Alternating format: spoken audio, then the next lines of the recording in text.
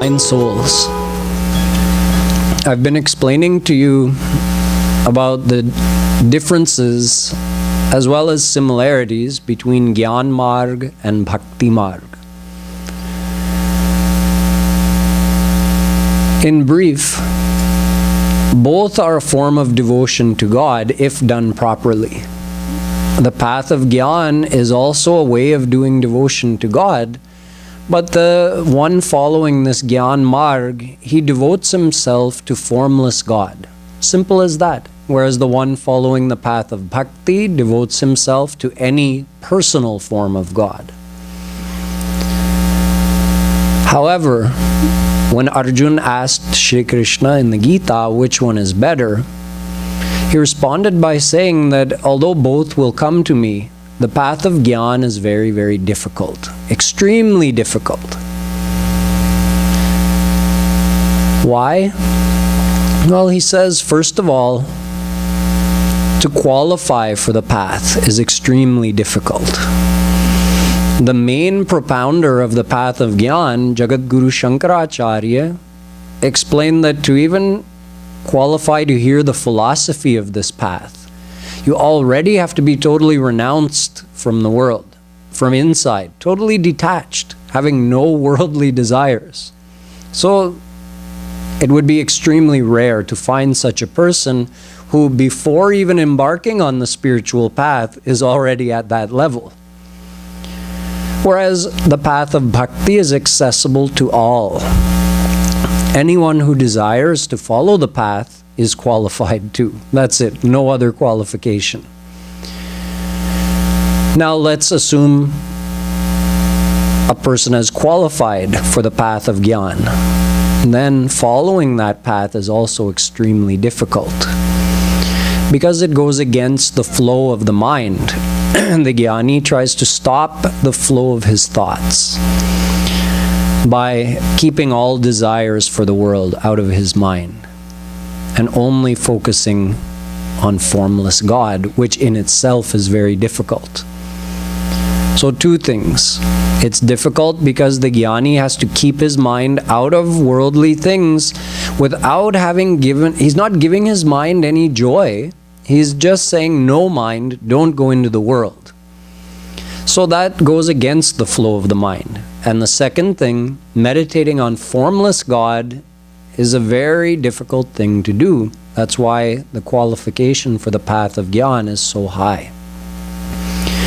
Even if someone can do all of this, they're still in danger of falling many, many times along this path.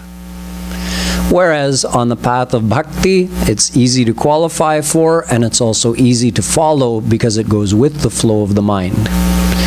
You don't try to stop the mind's thoughts. You simply try to redirect them towards God. You don't try to eliminate desires. You redirect those desires towards God.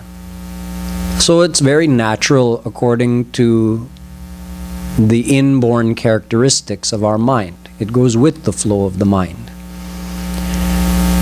And the path of Bhakti can be completed very quickly in comparison to the path of Gyan.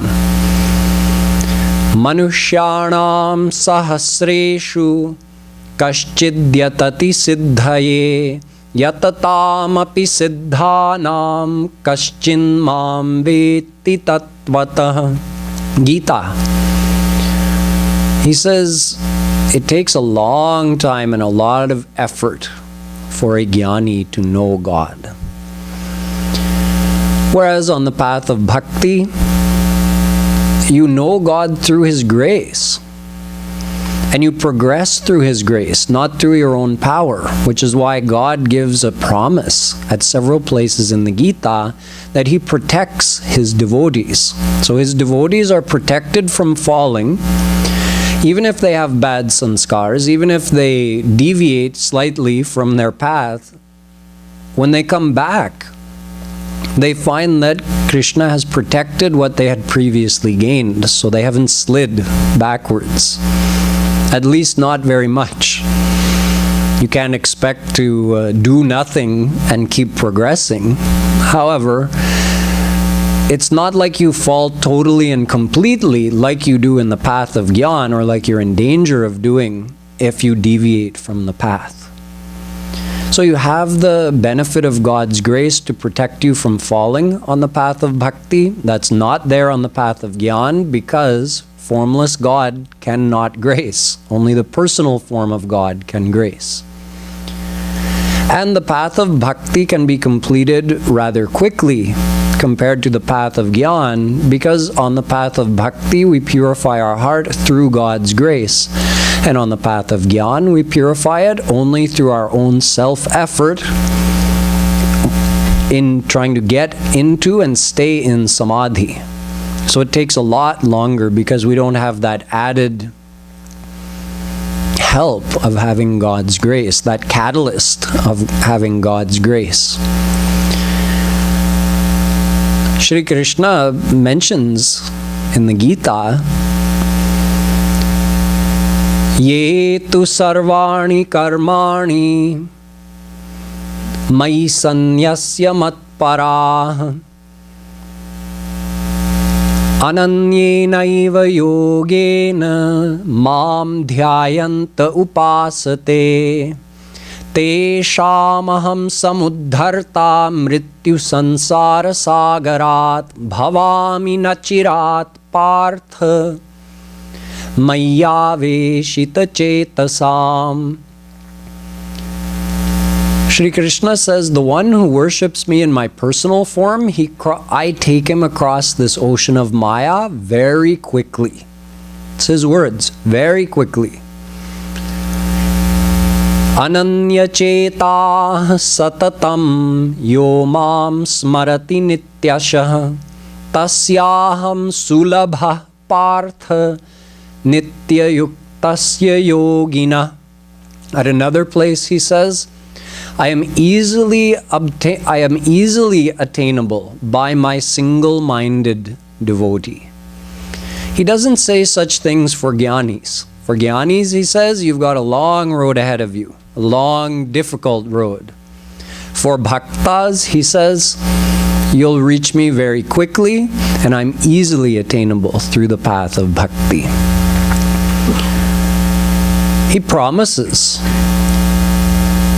Hey Arjun, sarva guhyatamam bhuya shrinu me paramam vachah ishtosi me dridhamiti tato vakshyami te hitam manmana bhava madbhakto madhyaji mam namaskuru mame vaishyasi satyam te pratijane priyosi me. Arjun, this is the secret of all the secrets, that the one who devotes himself to me with love and dedication and single-mindedness, he comes to me, and that is my firm promise. He doesn't make such promises for Gyanis anywhere in the Gita, but he promises at many places for his bhakta. He says, Priyosi me, because my devotee is dear to me. Formless God, no one is dear to him. Shri Krishna's formless aspect does not do anything, does not think anything, does not feel anything. It's like an inactive divine existence. But Shri Krishna in his personal gracious form graces his devotees. Now, even if the Gyani were to complete as far as he could go on his path of Gyan, all on his own without God's grace, yet, in the end, the most he can achieve is the knowledge of his own self, we call Atma Gyan. But that is not a divine state. In order to attain a divine state, he then has to surrender to Shri Krishna. He has to get the grace of the personal form of God to get liberated from Maya. Otherwise, he'll fall, even from that state of Atma Gyan. Whereas the Bhakt was always surrendering. That's what he was doing. That was his whole path right from the beginning. So the Gyani does all of that work on his own, only to, in the end, have to do the very same thing that the Bhakt was doing all along, surrender to Sakar Brahm. There are some common questions people have, some concerns about the path of Bhakti compared to the path of Gyan. Like they say, but can liberation happen without Brahma Gyan? Without Gyan? Our scriptures say, Rite Gyanan na mukti, Gyana deva hi kaivalyam. Only through Gyan you can get liberation. Without Gyan you can't get liberation. So what if someone follows the path of Bhakti and has nothing to do with the path of Gyan? Will they get liberation? So our scriptures explain, Shankaracharya himself has explained, Tadanugraha hetuke naiva cha vijnanena moksha siddhir bhavitumarhati. He says, I got Brahma Gyan through God's grace. So I surrendered, God graced, Shri Krishna graced, through His grace I got Brahma Gyan, the knowledge of God, and through that knowledge I got liberation. So you see the kram? In between comes surrendering to God and receiving God's grace. That's bhakti. In other words, it is through bhakti that the jnani gets his Brahma Gyan and his liberation. Otherwise not. Veda Vyas explains beautifully in the Bhagavatam.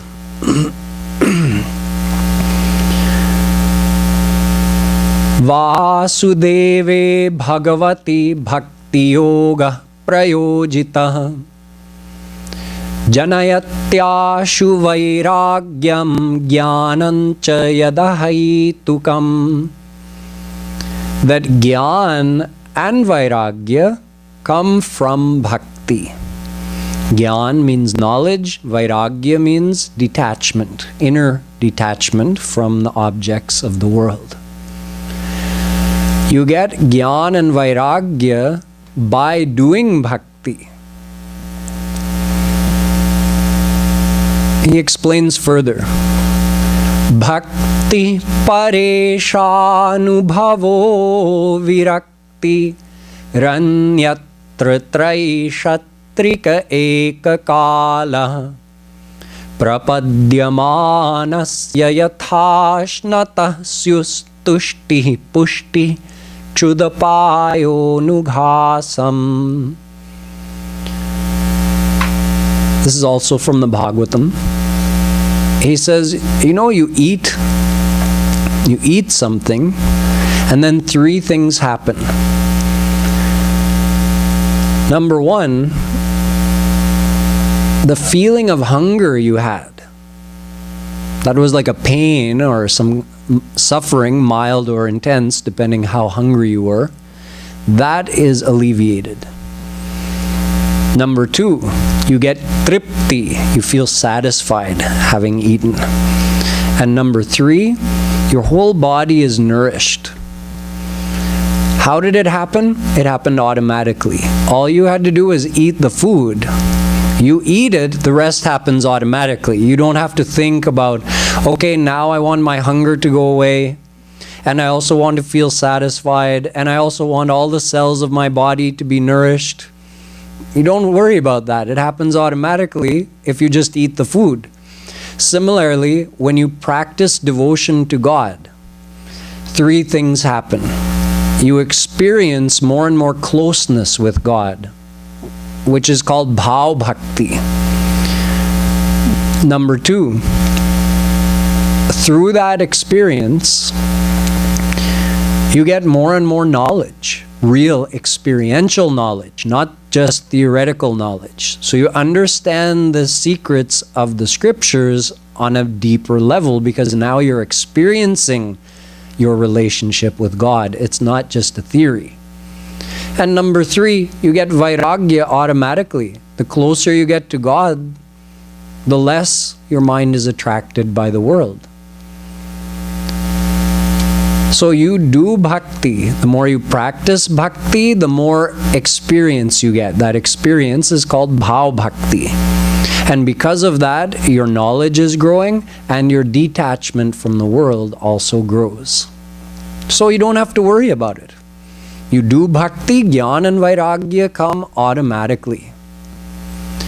Someone else may say, but I heard about Panchakosh. Jnanis and yogis say that Panchakosh, the 5 material sheaths surrounding a soul like layers of an onion, they can only be removed through Gyan. It's described in Patanjali Yoga Darshan also, that through yoga you can remove these sheaths. So people worry. I've heard that if you don't remove these 5 sheaths, you can't get past Maya, you can't get liberation. You can't reach God without eliminating these 5 sheaths. So I know they tell us this happens on the path of yoga and the path of Gyan. Does it happen on the path of bhakti? Again, Vedavyas ji says, Jarayatya kosham jigirna manalo yatha. Again, he refers to the fire of digestion. Just like the fire of digestion burns up whatever you put in your stomach, in the same way, automatically by doing bhakti, those 5 material sheaths are burned forever. You can say through the fire of viraha, virahag. The fire of longing to meet Shri Krishna becomes intense and just burns those 5 sheaths. The 5 sheaths are progressively more and more subtle. The first one is called Annamaya Kosh. Kosh means a covering or a sheath. Annamaya Kosh, that's your sthul sharir, your physical body. Next, more subtle than that, Pranamaya Kosh. That's made up of your Pancha Pran. You have 5 different, you can say, ways in which the life force moves throughout your body. We call that 5 different pran. And you also have Pancha Karmendriya, 5 actions, 5 senses of action, you can say, like your hands are 1, feet are 1. So you have 5 senses of action. Those Pancha Karmendriya and Pancha Pran, that makes up the Pranamaya Kosh. More subtle than that, Manomaya Kosh. That is your man, your emotional mind. More subtle than that, Vijnanamaya Kosh. Number 4. They're eliminated on the path of yoga one by one as you transcend deeper and deeper. Vijnanamaya Kosh is your buddhi, your intellectual mind, and your Pancha Gyanendriya, your 5 senses of perception, like sight, hearing, etc. And number 5, Anandamaya Kosh. This is your Karan Sharir, the most subtle layer of Mayic bondage. On the path of bhakti, you don't even have to think about it. It happens automatically. You go on doing bhakti, eventually your bhakti just burns those 5 sheaths. You don't even have to think about it. Doubt number 3. You have said that the path of bhakti lets you keep desire. In fact, desiring God is bhakti. If you don't desire God, you don't have bhakti. So you desire to see Him. You desire to smell Him. You desire to feel Him, hug Him. You desire to be with Him. You desire to hear Him. So just like you desire this world, you desire Shri Krishna. No difference in the desire. The only difference is in the field of desire. Instead of desiring the world, you're desiring Shri Krishna. So is this not a bad thing? I thought the spiritual path was about getting beyond desires. people wonder. Vedavyasji has again given us the answer in the Bhagavatam. Mayyaveshita dhiyang kama kamaya kalpate bharjita kvathita dhana prayo bijaya neshyate. He says, desiring Krishna, actually, he gives an analogy. He says, like you have seeds, and those seeds have the power to sprout. They have the potential to sprout. But once you roast them, they might look the same from the outside. They're never going to sprout. You put them in the best soil, give them all the warmth and all the water and all the nutrients, it will never sprout. Similarly, by desiring Shri Krishna, all the worldly desires are roasted, toasted. They can never sprout again. The Mayic character of a person's mind is finished forever. So by desiring God, you actually go beyond worldly desires. Desiring God is not the same as desiring the world, although the act of desiring is the same. But because you desired God, so you were freed from Maya. Because by desiring God, you attached your mind to Him. And when you attach your mind to Him, you attain Him. It's very simple. You desire the world, you attach your mind in the world, so you attain the world. You desire Shri Krishna, you will attain Him. It's as simple as that. So desire on the path of bhakti is a good thing if it's directed towards Shri Krishna. It becomes the cause of the elimination of all the impure Mayic desires. Someone might still ask one final doubt. But what about moksha? Arey bhaiya, I told you so many times. Bhakti gives everything. Vedavyasji writes, Yat karma bhiryat tapasa gyana vairagya taschayat yogena dana dharmena shreyo bhiritarairapi. Whatever any other path or practice gives you, you get it automatically from bhakti. He named karma, gyan, yog, tap, dharma, dan. Whatever benefits, whatever phal you can achieve by following any of those paths, you can just set those all on the side, forget about them, and do bhakti, and you'll get all those results. Can you imagine? Bhakti karati soi mukuti gosai anichhit avat bariyai. Ramayana. Bhakti is so powerful that mukti comes without even being called. Mukti means moksha, liberation. Without being called, the one who does bhakti, mukti comes to you. But a rasik saint says, Bhukti mukti sprihayavat pishachi hridivartate. Bhakti rasamrit sindhu. Ay mukti pishachini. Chudel. Bhag ja yahan se. The bhakt doesn't even care for mukti. Because if you get mukti, you see in the Bhagavatam, 5 kinds of mukti are described. Sarshti samipya salokya sarupyaikatvam diyamanam nagrihnanti vinamat sevanam jana.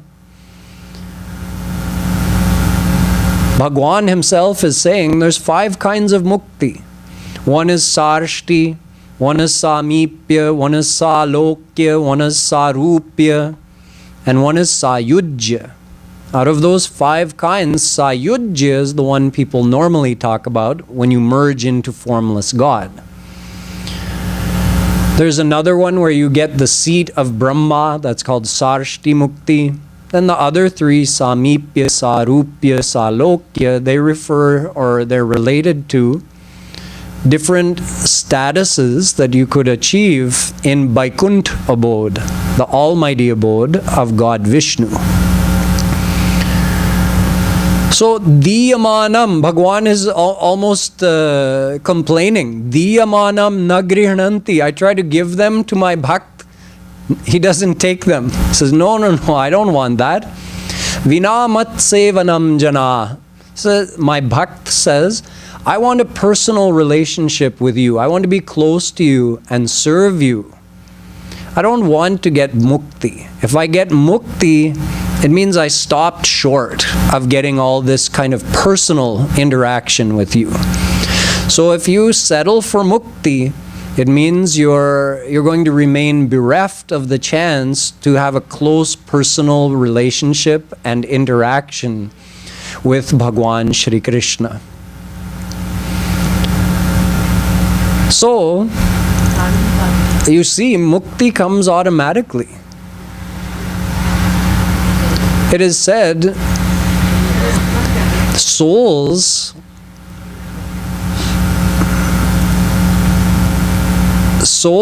are under karma. Karma is under Gyan. Gyan is under moksha, and moksha is under Bhagwan. So on the path of bhakti, your goal is not moksha. Your goal is Bhagwan. If you get Bhagwan, you get everything else under Bhagwan. So you get moksha automatically. There's one more thing beyond Bhagwan. I'll tell you either tomorrow or the next day what that is. Although it is said, Sa parakashtha, sa paragati. There's nothing beyond God, Vedas say. So mukti, although people praise it a lot and they think they want it, but there's much more beyond mukti. So much so that the devotees who know this, they don't ask for mukti, and even if it's offered to them, they don't accept it. One time Bhagwan Ram came to his devotee, Kag Bhushundi, and he said, Kag Bhushundi manguvar ati prasanna mohi jaan animadik siddhi apar nidhi moksha sakal sukh khan. Kag Bhushundi, I'm very pleased with you today. Ask for a boon, I'll give you anything. And he recommends to him, why don't you ask for moksha? See, he's trying to give it to his devotee. He also offered him yogic siddhis. He offered him untold wealth. So what did his devotee do? His devotee thought, why is he offering me moksha? Moksha is not a desirable thing. Is he trying to make a fool of me here today? So he said, oh my dear Lord, I'm not interested in any of the things that you're asking me to, that you're recommending I should ask from you. So what did he ask for? Aviral bhakti vishuddha tav shruti puran jehi gav jehi khojat yogi shamuni prabhu prasad ko pav. I want that thing beyond mukti. Here he's calling it avirala bhakti. It's a divine state beyond the state of mukti, beyond the state of liberation, where you are liberated because, like you learned, liberation comes automatically. You don't have to ask for it. So you're liberated, but you're not only liberated. You get something more than just liberation.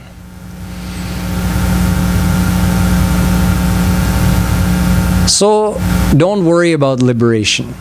If you do bhakti, liberation comes automatically. You don't have to think about it. You don't have to ask for it. Just follow the path of bhakti. You will get liberated whether you like it or not. But you'll get more than just liberation. It's like a package deal. You get liberation along with something better. So we see that the path of bhakti is totally independent. If someone wants to follow the path of karma, they have to add bhakti in order to reach God. If someone wants to follow the path of Gyan, they also have to add bhakti, otherwise they can't reach God. And in the end, the Jnani who does devotion to God becomes a Gyan yogi and he reaches God. And the Bhakt who does devotion to God, he also reaches God, the same God. But as I've explained to you, there's a difference in their experience. And I gave you a couple of examples. I'll give you one more example tonight. Just how big the difference is between formless God, or the experience of formless God, and the experience of the personal form of God. Come to Treta Yuga, the time of Bhagwan Ram's appearance. In Treta Yuga, the greatest Jnani of that time was King Janak, the father of Sitaji. King Janak was called Videha because he was so absorbed in the bliss of Nirakar Brahm, what we call Brahmanand, that he didn't even have awareness of his own body. If his hand was in a fire, he wouldn't even realize it. He was that absorbed. So such a high state of bliss. Yet one day Vishwamitra brought Ram and Lakshman into his city of Mithila, and he couldn't believe what he was seeing. He thought, up until now, God has been formless for me. Formless, no form, nothing to see, no characteristics that are visible or describable of any kind, but blissful. And all of a sudden, that same Brahm that up until now I've known to be formless, attributeless, he's standing before me in a beautiful form. Inhi vilokat ati anuraga barbas brahma sukhahi man tyaga. Tulsidas ji says exactly. His mind was forcefully pulled from that state of Brahmanand into this state of Premanand, where he got to experience the bliss of Sakar Brahm. See, it's not like he even had a choice or he thought about it. Okay, let me compare the two.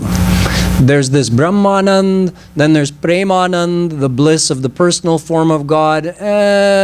He didn't even get a chance to do that. He was absorbed in Brahmanand. He saw the same God in a personal form, but his mind was forcefully attracted to that form of Shri Ram, the beautiful form of Sakar Brahm. And then there was no going back. From then on, his mind was ever absorbed in the bliss of the personal form of God. So when that happens, so immediately, it shows that there's a big difference between Brahmanand and Premanand. Soi sukh lavalesh barek sapne hu lahi te nahi ganahi khagesh Brahma sukhahi sajjan sumati. Tulsidas ji says, the one who has tasted even a drop of that bliss of the personal form of God, what to say of worldly pleasures, he will totally discount that Brahmanand. Brahma Sukhahi, Brahma Sukh, Brahmanand is nothing for him. It's like nothing once he's tasted even a drop of Premanand. Brahmanando bhave desha chet parardha guni krita naiti bhakti sukham bodhe paramanu tulamapi. Bhakti Rasamrit Sindhu, Rup Goswami, he gives a mathematical comparison. He says, even if you took the bliss of Brahmanand And he says, take trillions of that. Put all of that on one side. Parardh, he says. Parardh is more than 100 trillion. And on the other side, put one drop of the ocean of Premanand, the bliss of the personal form of God. He says that much Brahmanand, Paramanu tulamapi. Paramanu means a subparticle, the smallest thing you can imagine. That much Brahmanand is not even equal to one Paramanu of Premanand, of the bliss of Bhakti Ras. Tomorrow I'll continue with some more examples from Dwapar Yug as well as Kaliyug. Boliye Vrindavan Bihari Lal Ki Jai.